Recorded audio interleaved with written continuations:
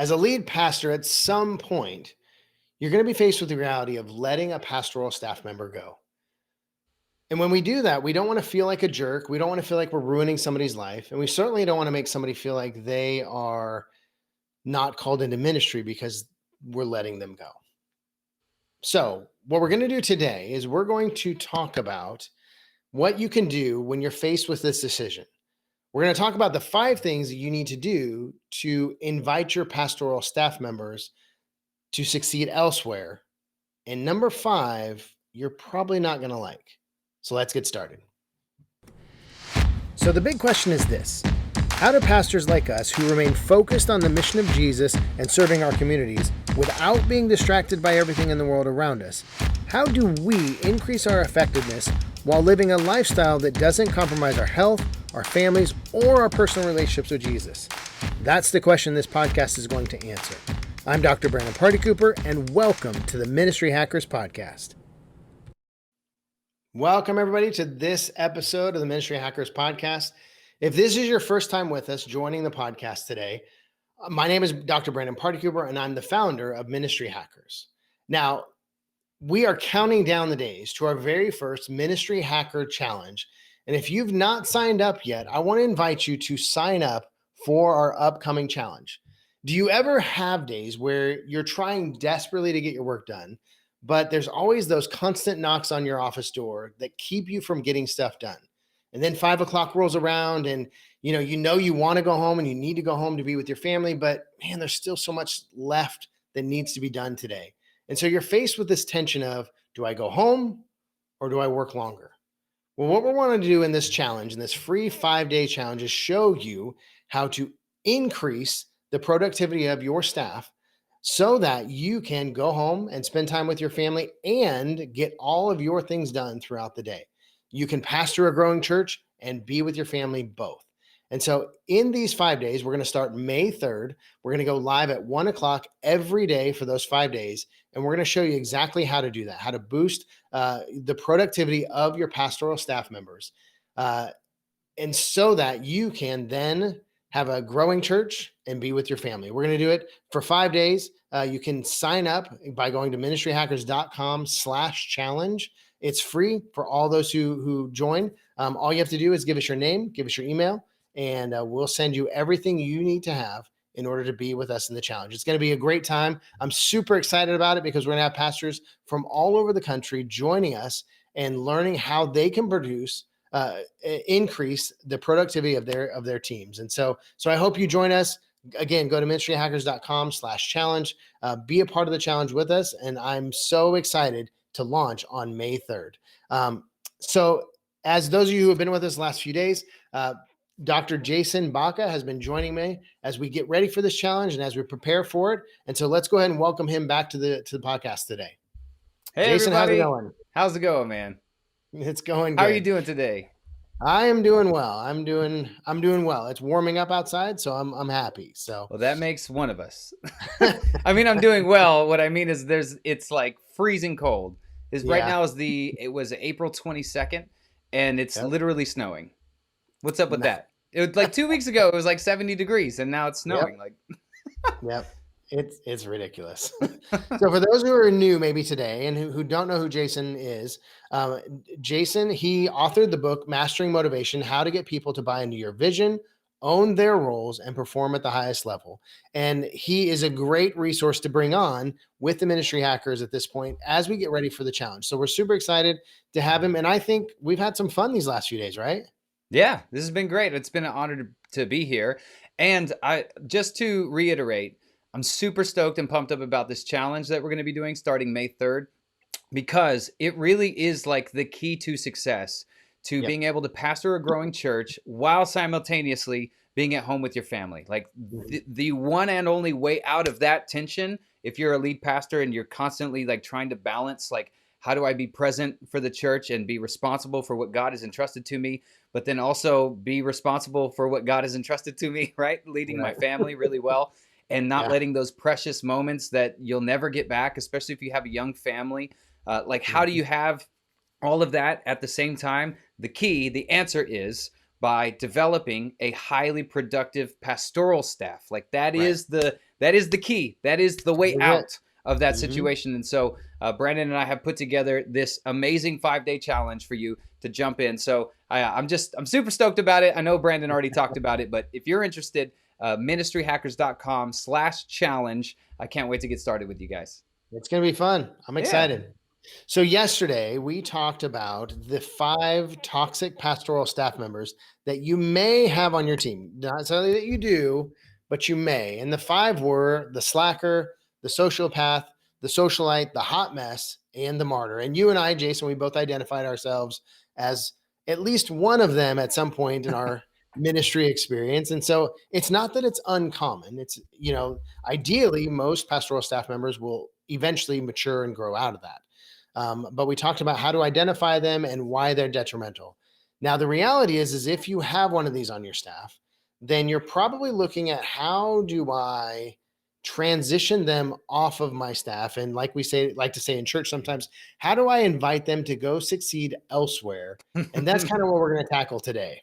Yeah, this we talked yesterday about this at length, but you want to do everything you can not to get to this point, right? I mean, you want to try to train, Right. coach, develop, correct the heart to hearts, the one-on-one talks, you just want to empower them with everything that you possibly can to Right. not to get to this point. And yet there are times where after all of that, as a final last resort, like you are put in a position where there really is no way forward with success, both for your church and for the rest of your staff, except for this person, as we say, kind of letting them off the bus, right? These are all like nice, what's the word? Euphemisms, right? Like really nice ways of saying letting someone go, right? Inviting them to succeed elsewhere. And when it gets to that point, we want to make sure that you as a pastor are equipped on how to do that really, really graciously and do it in a way that's honoring to them and honoring to the Lord and that covers them with grace. And so, Brandon, I'm going to open it up to you. Let's start off with number one. The number one thing, the first thing is to be open and honest with them about the growth point. Can you unpack that for us and walk us through that? Yeah. So, I mean, if you've reached the point, and again, let's be clear, we're not just talking if they're toxic, because, sometimes you have to let pastoral staff members go and they're not toxic. You love them. They're great members of the team, but for whatever reason, you reach a point where it's time for them to go. And so, if that's the case, so if there's, something they need to grow on or develop or, change or whatever it is, this is a point of growth. And if sometimes in church, what we try to do, like you said, we kind of skirt around the reality or we make it feel or look better than it really is. And if we do that and we're not open and we're not honest about why we're at this point, and when I say that, if we're not open and honest with that person, then what we do is we rob them of a growth opportunity. We're basically saying, hey, I'm so uncomfortable with this situation having to let you go that I'm not going to be open and honest with you so that you will grow beyond this. Right. And so, we want to be clear. We don't want to be brutal. We don't want to we don't want to stab them with a knife and, grind it around and make them feel terrible on their way out. But we do want to make sure. And I think as a lead pastor, your job, one of your responsibilities is to grow your pastoral staff. And even as you transition them out, you're still doing that. And honestly, if you do that well, you could be a mentor or a voice of reason or, something for them long into their further ministry. Just because you have this difficult moment, it doesn't have to derail that. And again, not rob them of that opportunity to grow. So being open and honest gives them that. Because a lot of times it's like, if you, I'm just so glad that that's like step one is just be honest. Because honestly, it's a hurdle to look someone dead in the eye and tell them their flaws, right? To tell them their faults, especially when the resolution to this problem is that they need to leave. It can feel like you're rejecting them. As pastors, you have a heart for people, right? You don't want people to feel rejected. On Sunday mornings, probably preaching, this is a place for you, a home for you if the world has rejected you. So it's in the DNA of a pastor to not to want to make anyone feel rejected or cast aside. And yet, I think what we're saying here is you will do that person a far greater disservice in the long run if you're not just clear and honest about why it is that they have to leave. That if Right. it's patted down and sugar coated and you're kind of beating around the bush and then you give them a pat on the back, like they may not have gotten the message. And unfortunately, they don't know like what it is that they did, right? Like, because Nope. you were not clear with them, and they may just go to another church and Just just redo do it. more Yep. of the same. So Yeah. yeah, absolutely. Step one is be honest, be open, and use it as a really good growth period. So Right. Exactly. we have number 2 here. After you're open and honest about the real reason why they need to go, number 2 is be firm and clear, but empathetic. Can you walk us through that? Yeah. So sometimes, because again, this is an awkward situation, and some of us, quite honestly, many of us, in whatever training we went through, whether in Bible college, I don't know, like for me, I didn't learn how to let someone go, Yeah. in my Bible college training, and so it's an awkward situation, and we don't always know the best way to handle it. And what will happen is we'll call them into the office and we'll say, hey Bob, like, let's just talk, and we'll kind of meander around the topic, and then what inevitably will happen is, because we don't want to say you're fired, Mhm. and we have all kinds of different phrases we use that kind of like give that impression. But I've heard stories of, that situation happening, the conversation had, the staff member leave the room and not know that they were just fired because it wasn't clear. Yeah. Or you have this long, like, process conversation, and then, like, Right. all the emotions come out, and even as a lead pastor, you kinda like, you're like, maybe I don't wanna do this," and so then you back out. And so Yeah. if on the front end of that meeting, if, you invite them into your office, they come in, they sit down, and you just upfront just say, hey, Bob, we love you on this team, and, we are so thankful the time that you've been with us. But at this point, I Mhm. think it's time for you to move on to another ministry or another church. Mhm. Something like that. It's very clear on what you're doing, it's very clear on what is happening in the moment. And then move on to being empathetic. And here's the reason why: because sometimes in our awkwardness and how we deal with the situation, some of us go to the other extreme of, we're just way too blunt. Like, we Mhm. just hit them over the head and we kick them out of our office. Yeah. And like, they feel like they just went through a whirlwind 30-second conversation. And then the realization of, I think I just got fired, with no real explanation as to why. Like, Mhm. so you want to be firm and clear, but you also want to be empathetic as you do that. Yeah. I feel like these first 2 about like being open and being honest, but then also being firm and being clear, it really sets up the rest for success, right? I've had to let Yeah. somebody go before, and man, these 2 things, be open and honest and be firm and clear, are the hardest parts, right? Right. Like Right. we're saving number 5 for the last, because that one is pretty tough too, especially if there's a complicated situation around why the Right. person's being let go. Exactly. But man, just like sitting down at a table, you know what's coming, but they don't know what's coming. And you have to look them in the eye and with a smile on your face, try to communicate 2 messages to them, which is, I love you and I'm for you and I'm Yeah. praying for you and your family and your success. And at the same time, you have to get out of here. You're not needed and or wanted, or Yeah. you can't be here anymore. And that Right. can be one of the most awkward things. And so I've done it. It's really, really hard. It like broke my heart to let this person go. Yeah. But it's needed, and you have to, like you said, man, just unequivocally, like without Mhm. any confusion, this is what's happening. And like, yeah, I can't to walk out of the office and not realize they got Right. fired. Yeah. They're like, all right, I'll Yeah. see you on Sunday. Like Yeah, exactly. And that. then you're faced with another awkward position of like, hey man, why are you still here? Right. Yeah. Well, that kind of segues into step number 3 of the 5 things, which is, once you've had that clear, open, honest, and firm conversation, Right. one of the next hardest parts of navigating having to let someone go graciously is, what do you tell the rest of the staff? Right? Right. Because everyone's going to want to know why that person's not here anymore. They may want all the juicy details. Yep. So how do you, as the lead pastor, once you've had that conversation, obviously you want to talk to them first before you talk to the rest of the Right. staff. But once you pivot and now it's time to communicate a clear message to the staff about that person and why they're no Mhm. longer there, what advice would you give as step number 3 for lead pastors on how to best navigate that graciously? Yeah. So I think the main thing here is remember, like you and the remaining pastoral staff team are moving forward, and you're moving Mm, forward into a reality that God has called you to, and a reality that that person is no longer a part of. And I think to begin with, you have to keep your mind forward on we're together moving forward. And so in that, you want to make sure that you cover the staff member that's leaving. You want to cover them in grace, mhm, and you want to champion them in their future ministry.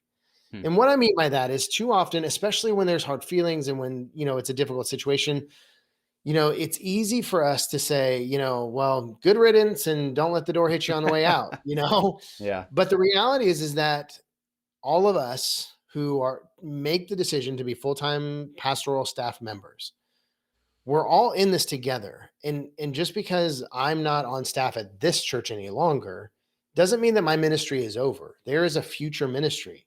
And so if we can cover them with grace, even when there's things have happened or there's difficulty and the reason that why we're here, if we cover that with grace, and then as a pastoral staff we champion, because even going back to a couple episodes ago, we talked about creating a family atmosphere on your pastoral staff. right. Like letting someone go is hard, it's hurtful, it's painful, everybody feels it on that staff. Yeah, And so, all the more reason to cover them with hugs and love and grace and mercy and champion them forward, because you never know. Like, we always feel like, especially as lead pastors, we feel like I am making the decision to let this person go. And so I feel guilty and bad about it. right. But the reality is if God is moving them on, he may be moving them on to something greater. I had a friend of mine. He was on staff from the beginning of his ministry for, I don't, man, 6 or 7 years, and was doing great, was awesome, whatever. And the pastor came to him and said, "It's time for you to transition." Hmm. Well, it didn't make sense at the time, and he, on a lot of levels was hurt by that. But in the end, it pushed him out from being a staff member to being a lead pastor. Hmm. And once he stepped into that role, it made sense, because he realized he had been holding back because of fear and apprehension and all these other things from being a lead pastor. And I think the lead pastor that let him go saw that and pushed him out on purpose.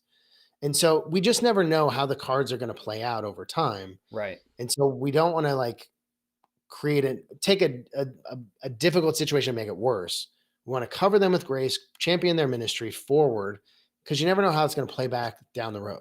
Yeah, and a lot of times, as you said, it could just be like a role fit, right? Yep. It could, I mean, Hmm. it could be toxic personality, it could be lack of productivity, it could just be simply like you're not the best person suited for this particular role for Yes. what the Hmm. church needs to move forward. I love what you said, that it's about moving forward and not at the expense of people, that you trample over people as you're trying to accomplish a vision, but that Hmm.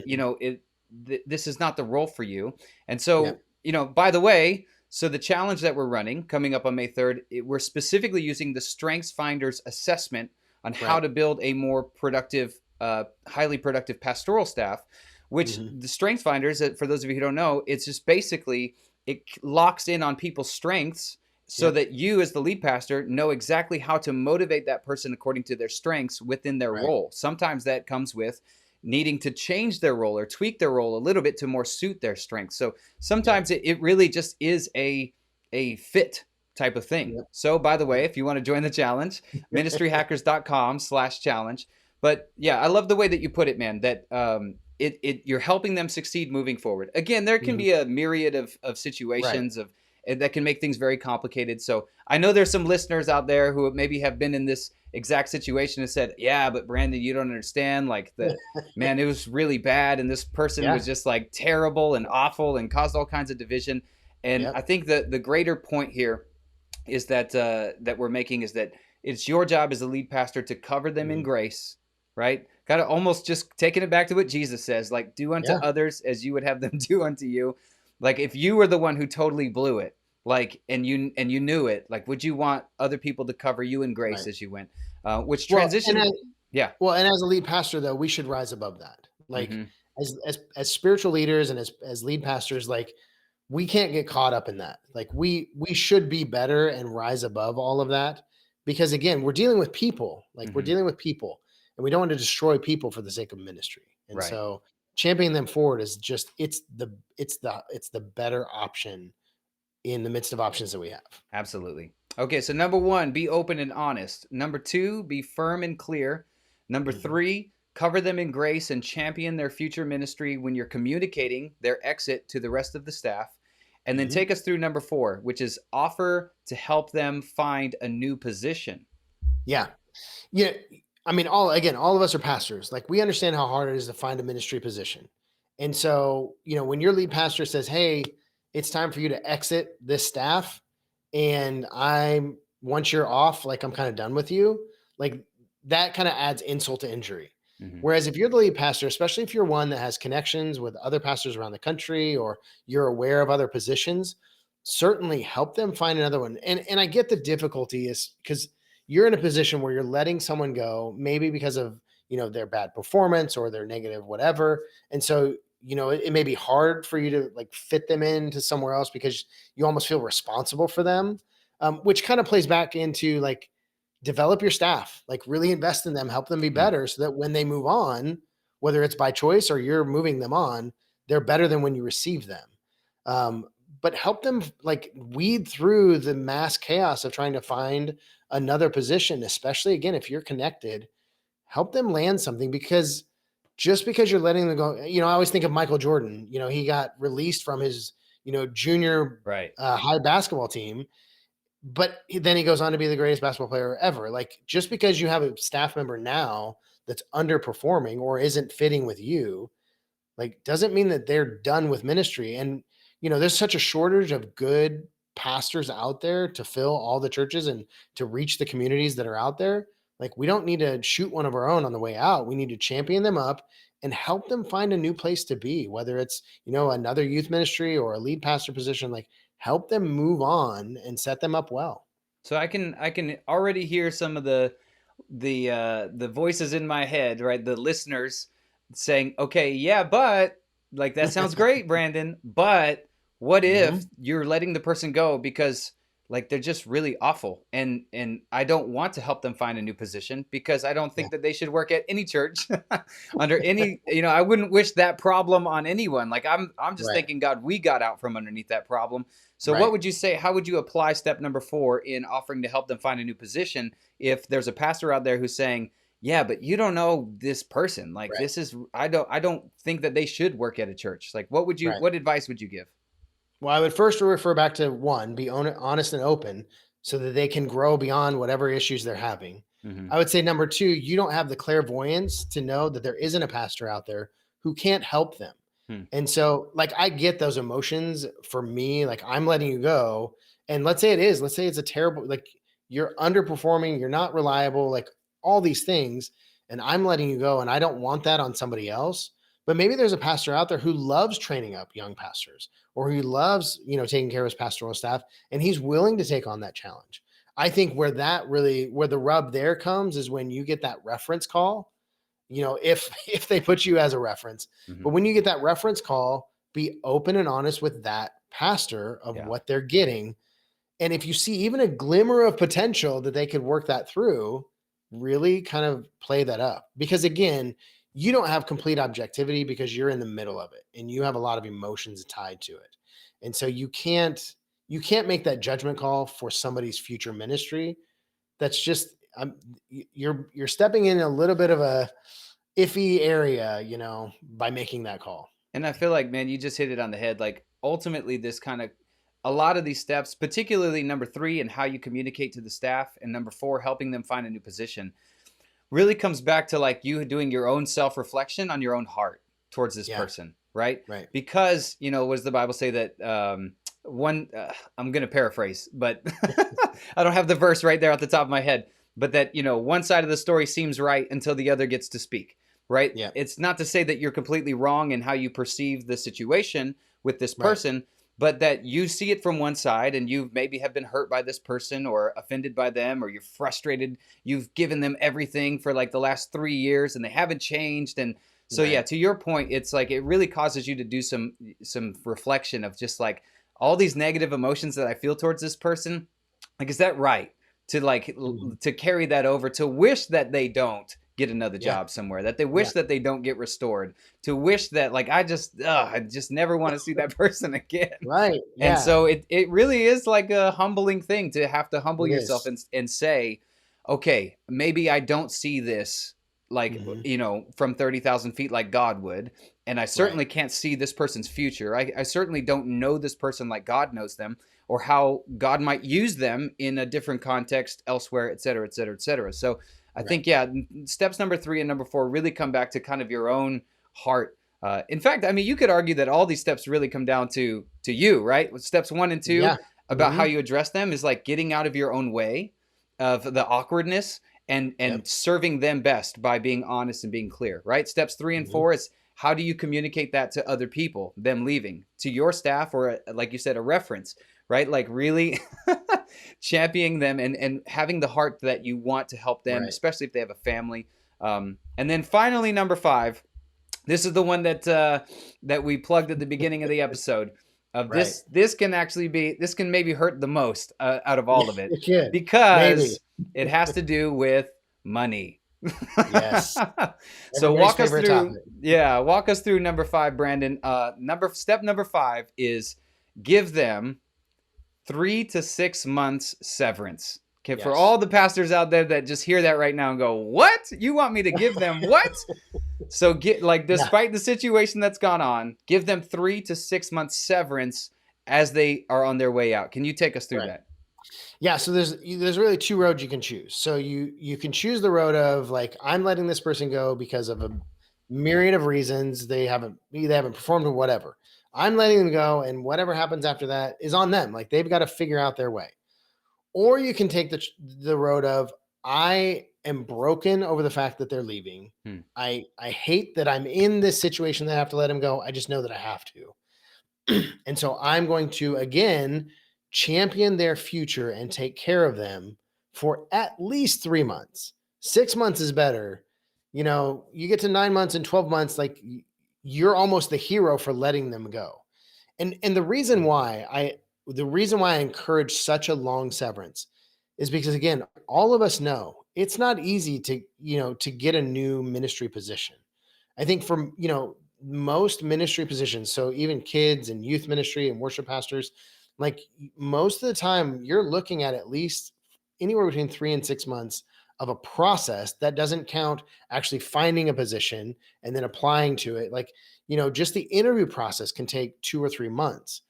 And then when you get into a lead position, it gets longer. And so, like, when you let someone go, you're not necessarily responsible for them and their family, but man, it's just the better way to go.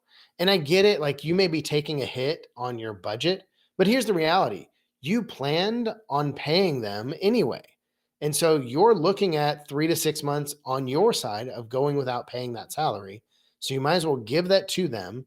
And then if you have to double up for a couple months at the back end of that, you hire somebody, but you've already paid them that budget, then find it somewhere in the budget, cut back on something. Like, it's just better to take care of people on their way out than to just be like, all right, see ya, and we're going to take care of our own. Like, it's just, I think when you have a kingdom mindset, it's just the better route to go, as opposed to my little kingdom over here, and we're going to take care of our stuff, and we're going to use our money for our ministries and our communities. Like, the brotherhood and the sisterhood of pastors across the country, we just have to do a better job of encouraging each other and taking care of each other. And this is one way we do that.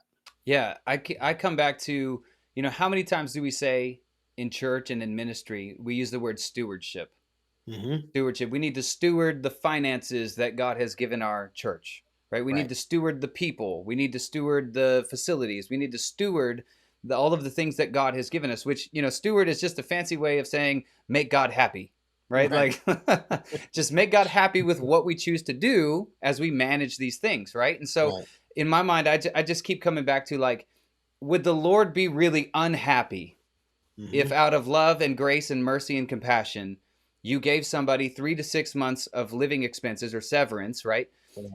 Like, would God look down from heaven and say, that's bad stewardship of my money, therefore I'm not going to, Exactly. bless you moving forward? No, of course God is always going to be in favor of mercy and grace. Even though somebody in your congregation may argue that. Sure. And then tell them to take it up with the Lord, Yeah, but, exactly. but like, there's just, I hate to put it this way, but money comes and goes. Like God, Yep. he owns the whole world. He can give you any type of budget he wants to at any time. And Yep. so I actually think it's a good stewardship, a good use of money to be gracious, to be merciful to somebody, even if they're wrong, right? Yeah. I mean, Jesus didn't die for us because we're righteous, right? Like he died for us even when we were wrong and dead in our sins, right? So even if the person is just really, really wrong, like you said, to give them that 3 to 6 months of severance to bless them, help them transition, understanding it's going to be a while. What if they find a new position in a new state? They have to move. Like there's tons of expenses, especially if they have a family and young kids. And so it's just, I think it's the gracious and godly thing to, like you said, like maybe even have to stretch your church budget just a little bit to make sure that that person is set up for success, even if they did you wrong in the process. That is the best form of stewardship, I think, of the finances God has given you. So any final thoughts, Brandon, as we wrap up this episode?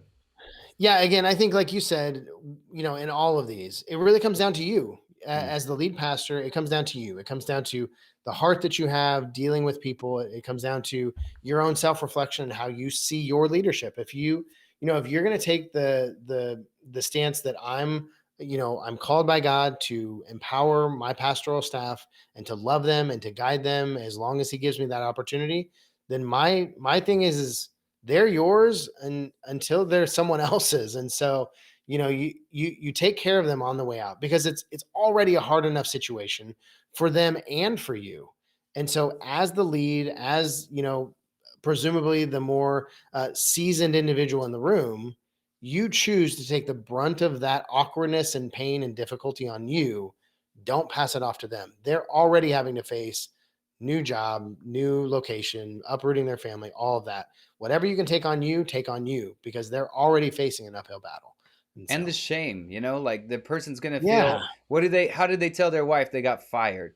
Right. It's different if it's like, the church is closing its doors because we, whatever, and therefore I'm out of a job. But like when everybody else is still going to work next week and I'm not because I got let go, like it can feel shameful and embarrassing. And what do you tell your parents? And what do you, or the people from church? They know you from church and now you're not employed there anymore. Like if you show up on Sunday just for service, like what do you say to people? Like it can be like a real stain of shame. And so like, I couldn't agree more, man. Like as the pastor, you bear the brunt of, being responsible for how everything unfolds throughout the process. And just like, we just keep coming back to the word grace, to graciously move forward, to be honest, to be open, to be firm, to be clear, but then in how we communicate to the other staff, to how we communicate to their future employers, and what it is that we do for them, even financially, just grace upon grace upon grace, even if they're wrong. So as we wrap up, do you want to tell us one more time about the challenge we have coming up on May 3rd? Yeah, again, May 3rd, Skyrocket Your Pastoral Staff's Productivity Challenge. It's free. So really, there's no good reason not to be a part of it. If you're a lead pastor and you want to pastor a growing church and you want time with your family, it's a free 5-day challenge. It kicks off May 3rd, ministryhackers.com/challenge. It's going to be great. We're going to have lots of fun doing it. It's going to change the way you approach your staff. It's going to change the way your staff functions together. And again, at the end of the day, it's going to change how you interact with your family and interact with your staff and have a growing church. So there's really no lose here. Yeah, that's right. All right. Ministryhackers.com/challenge. Tell us what's on the agenda for tomorrow right before we wrap up here, Brendan. So tomorrow, we are going to talk about, you know what? Actually, I can't even remember. Well, just tune in. It's going to be amazing. Yeah, tune in tomorrow. It's so amazing. We can't even tell you what it is. We can't even tell you what it is. You just have to show up. That's awesome. So join us tomorrow, 1 p.m. Central. Come join us live and find out with us what we're talking about tomorrow. I love it. Have an awesome rest of the day, guys. We'll see you guys in the next episode. Adios.